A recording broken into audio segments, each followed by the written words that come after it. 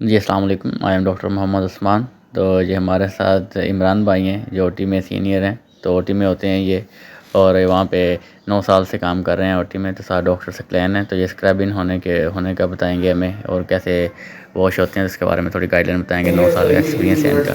جو ہے نا 3 دفعہ واش کرنا ہوتا ہے، تو اس ٹائم 9 منٹ کا ہوتا ہے، لیکن ہمارا المیہ یہ ہے کہ یہاں پہ ہم ٹائم کیسے کاؤنٹ کریں۔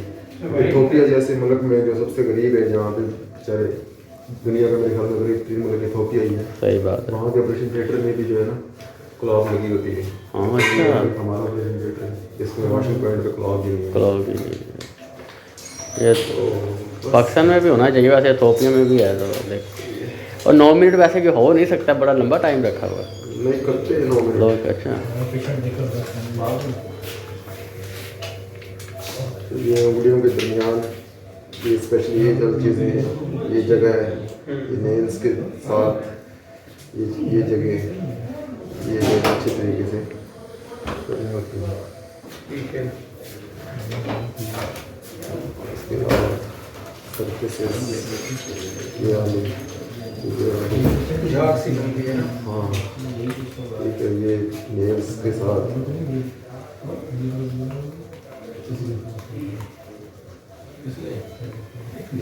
کوشش کرنا کسی چیز سے ٹچ نہیں کرنا، اس کو بالکل ٹچ نہیں ہونا اسی طریقے سے۔ 3 اسٹیپ میں واش ہونا ہوتا ہے، پہلے تو اپنی جو ایلبو سے تھوڑا پیچھے تک کرتے ہیں، پھر فور آرم کے سینٹر تک کرتے ہیں، پھر جو رسٹ ہے وہاں تک پھر واش ہوتے ہیں۔ فرسٹ ٹائم آپ نے کونیوں تک کرنا ہے، سیکنڈ ٹائم جب اسکرب کریں یہاں تک، تھرڈ ٹائم 3 منٹس کے لیے یوز کرتے ہیں۔ آئے عمران بھائی ہمیں سکھا رہے ہیں اسکرب ان ہونا۔ ویلوگ آ رہے ہیں، ویڈیو آ رہی ہے، وائرل ہونے والے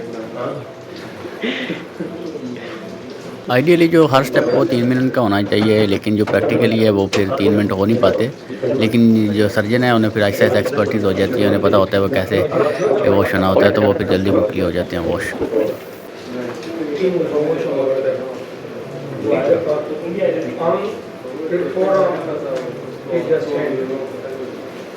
یہ خیال کرنا ہوتا ہے کہ آپ کا ہاتھ کسی چیز کو نہ لگے، آپ نے وہ ٹیپ کو اوپن نہیں کرنا، وہ نیچے سے اس کا ہوتا ہے، آپ نی کے ساتھ اسے اوپن کرتے ہیں، نی کے ساتھ اسے بند کرتے ہیں۔ یہ جب آپ کرتے ہیں نا تو ایسے واپس پھر نہیں لے گا، یہاں سے نکال دیا یہ ایک سائڈ سے یہاں سے باہر نکال پھر باہر نکال دیا، واپس لے کے آئیں گے پھر وہ پانی جو ہے دوسرا جو دھلا ہوا پانی وہ بھی واپس آئے گا۔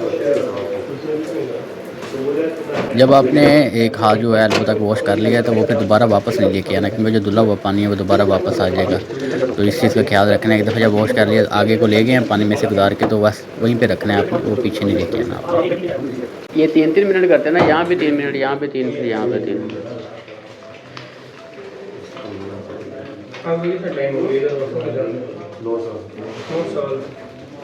کیا بندہ 9 ایئرس کا ایکسپیرینس بتا رہے ہیں، کتنے واش ہوئے سارے ایکسپیرینس سکھا رہے ہیں 2014 سے۔ اچھا، بکش نالج میں سلائٹلی ویری، لیکن یہ جو پریکٹیکل ایکسپیرینس ہے، تو وہ اتنے سال ہو گئے ہیں کام کرتے ہوئے، جن لوگوں کو جس طرح واش ہوتے ہیں، یہ وہ ٹیکنیک ہیں جو with the piece of time وہ جو ایکسپرٹیز ہے وہ سیکھ لیتے ہیں، انہیں آئیڈیا ہو جاتا ہے کیسے واشنگ ہونا ہے، کیسے اسکربنگ ہونا ہے۔ ایک بندہ ساتھ کھڑا ہوتا ہے جو پیڈین اسکرب آپ کے ہاتھوں پہ ڈال رہا ہوتا ہے، آپ نے خود اٹھا کے بوتل سے اپنے ہاتھوں پہ نہیں ڈالنا ہوتا۔ ابھی پورا وہ پہن لیں نا اپنا گون۔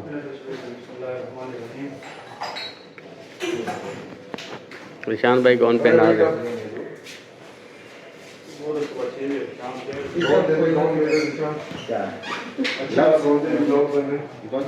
ابھی یہ دیکھیں گے، ابھی ڈاکٹر سکلین ابھی جو گزر رہے ہیں، انہوں نے یہ سوٹ او ٹی ٹیسٹ کے اوپر پہنا ہوا ہے، یہ لیٹ سوٹ ہے، اس کی جو بہت زیادہ امپورٹنٹ ہے۔ یہ جو گرین کلر میں یہ ہمارے چیف صاحب ہیں، گرین کلر کے ڈریس میں جو بھی گزر کے گئے ہیں، ابھی دوبارہ یہ والے جو ہمارے چیف صاحب ہیں، یہ ایکس رے مشین کے اوپر ہوتے ہیں، یہ امیج ہمیں دکھاتے ہیں ڈیورنگ آپریشن، ڈیورنگ جو پلیٹ لگاتے ہیں، اسکرو لگاتے ہیں یا ہول کرتے ہیں، تو اس ٹائم کی امیج ہمیں دکھا رہے ہوتے ہیں۔ تو یہ جو ایکس رے مشین یوز کرتے ہیں، اس کے اندر جو ریڈیشن ہے وہ پھیلتی ہے، اس وجہ سے جو لیٹ سوٹ ہے یہ بہت زیادہ امپورٹنٹ ہوتی ہے، اسے پہننا ضروری ہوتا ہے، موسٹلی ہر کسی نے او ٹی کے اندر پہنا ہوتا ہے۔